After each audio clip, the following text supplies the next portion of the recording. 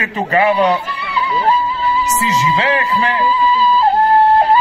В събота ни идваха роднините и слушаха с някакво смирение безкрайните напеви на най-старите.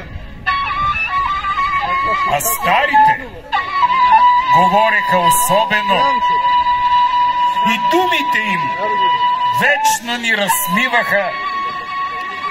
О, старите говореха особено. Живееха, по-точно не живееха. Безшумно съществуваха с дърветата, с конете и ралата и каруците. Ние, младите, не слушахме. Тежаха ни, омръзваха ни думите на старите. И лятната възбуда ни владяваше. Примамваше ни веселата ябълка. На клоните й мятахме въжетата и люлките ни мятаха до слънцето, което ние докосвахме с главите си. А старите ни гледаха с някакво ухаещо, далечно отчаяние и казваха, че само ние, малките, умееме да скачаме до слънцето, защото ние, малките, не знаем, не помним и не можем да си спомним. Но не е верно. Ние помним. Особено пък вие, стоиловци. Вие помните нашите прапрадеди, дали живота си за свободата. И ето днес на Стоиловския Преображенски събор ние ще отдадем заслужена почет.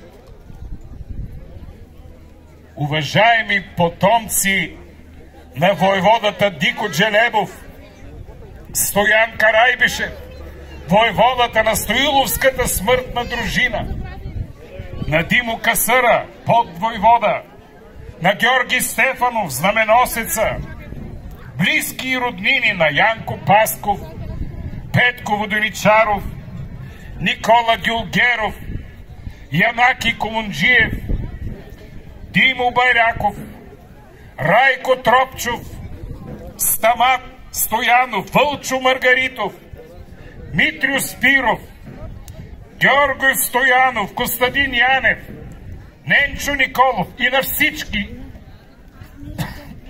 незнайни дали живота си във въстанието. На вас, които сте тук днес, скъпи съселени и гости, заедно да уважим паметта на тези хора. Добре дошли на Стоиловския Преображенски събор!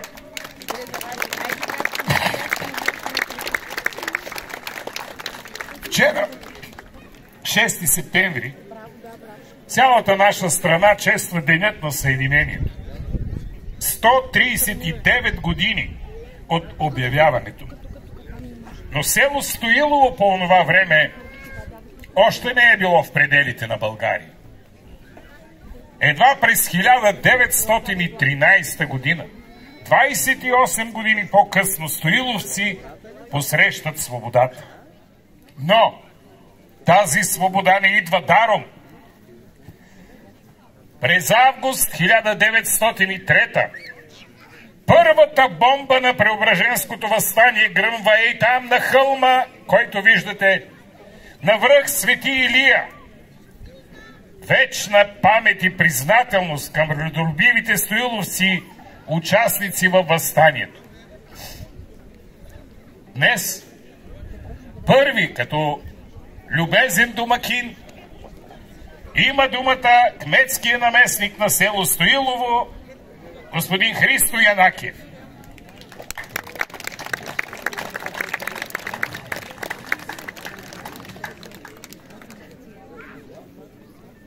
Скъпи стоиловци, уважаеми гости, потомци на участници в Илинденско-Преображенското въстание, добре дошли на Стоиловския Преображенски събор, който се провежда за първи път в село Стоилово. Има исторически събития, които раждат герои и личности. Такова е Илинденско-Преображенското въстание. Отправяйки поглед към ония страшни дни, ние стоиловци даваме сметка, че ако нашите прадеди участници в въстанието не бяха взели решение да се борят за свободата днес, нямаше да сме заедно на това място. Родолюбиво Стоилово достойно записа името си в Илинденско-Преображенското въстание и ние потомците сме признателни към делото и паметта на всички, които са взели участие, а някои са дали и живота си и оставили семействата си, жените си и децата, зарязали реколтата, натирили добитъка, обричайки семействата си на глад, за да не има днес светла им памет. Благодаря на община Малко Търново, на Народно читалище Георги Папаянов 1914 година и на Исторически музей професор Александър Фон за подкрепата. Благодаря на всички, които дойдоха да почетем заедно участниците във въстанието. Благодаря на всички, които помогнаха да се случи Стоиловски Преображенски събор.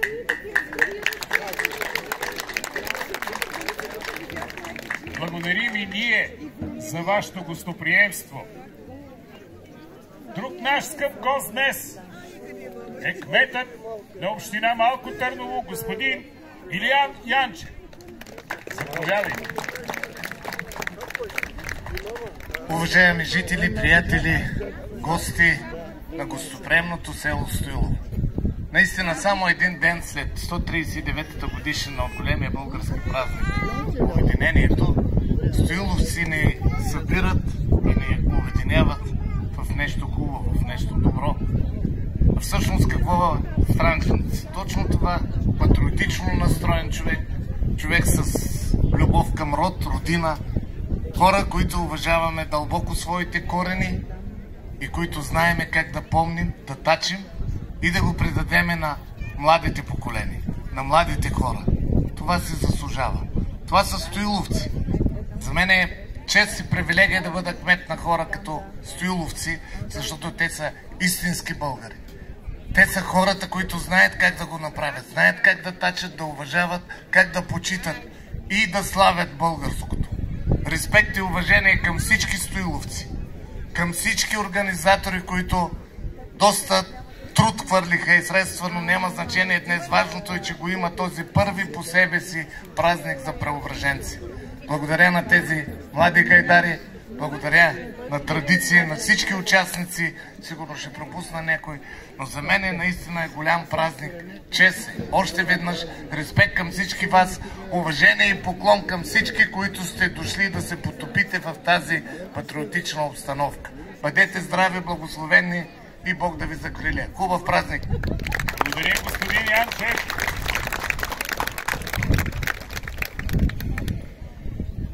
Дико Джелебов възлага на Петър Горов от село Заберново да организира изработването на бойно знаме на въстаническия отряд, който ще се сформира от четата му и смъртните дружини на селата Стоилово, Заберново и Калово. Между 5 и 6 август стар стил, 16-17 нов стил, 1903, в деня на преображение Господне, воеводата Дико Джелебов обявява въстанието с бомба, която хвърля срещу турската войска, отседнала на позиции в местността Свети Илия. Въстаниците откриват залпов огън срещу турската войска с развято бойно знаме. То е ушито в село Заберново и нарисувано със златен барак от Петър Горов.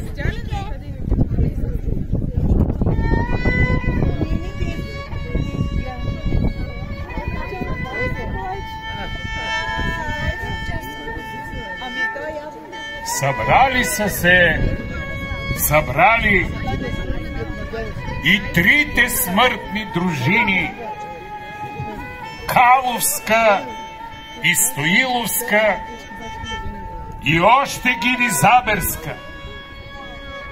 Горе ми на Боже име в Заберското землище. Дико войвода говори: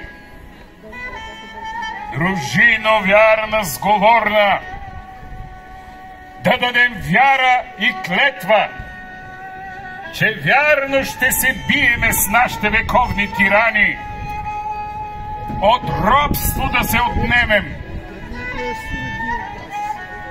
Съмнало на преображение, в цяла се странджа развяват български джанамбайряци, български, още комицки. Сигурно по-възрастните помнят, че това се пее в една от песните, която народът е създал с благодарност към участниците. В подготовката на въстанието са се включили жени от Стоилов.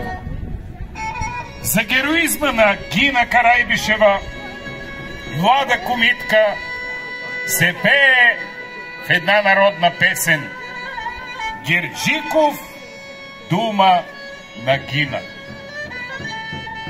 Гиноле, Карайбишколе, утрин на рано да раниш, на скокът, Гино, ще дойдеш. На скокът, Гино, при церът, ягиво да ми донесеш. Ягиво, Гино, и жупане, и да се назад повърнеш, та да те никой не види. Ранила Гина и занела, там си Герджиков завари. Герджиков, дума на Гина. Остави, Гино, ягиво, ягиво, Гино и жупане, дет си в конизар завила, да че се назад повърни, да те душманин не види, че са ти дребни децата. Пък Гинах ми думаше: Герджиков и ти, Шаваров, я нема в село да пода. Моите са деца при баба още при дяда, пък таткох ми е комита. Комита в твоята дружина. И аз с ваша да дода млада комитка да става.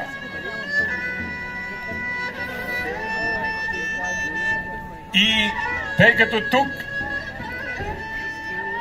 на гости на нашия Стоиловски Преображенски събор са известни и любими музиканти, народни фолклорни изпълнителни, аз предлагам да чуем истинската, оригиналната песен. Нали може? Супер!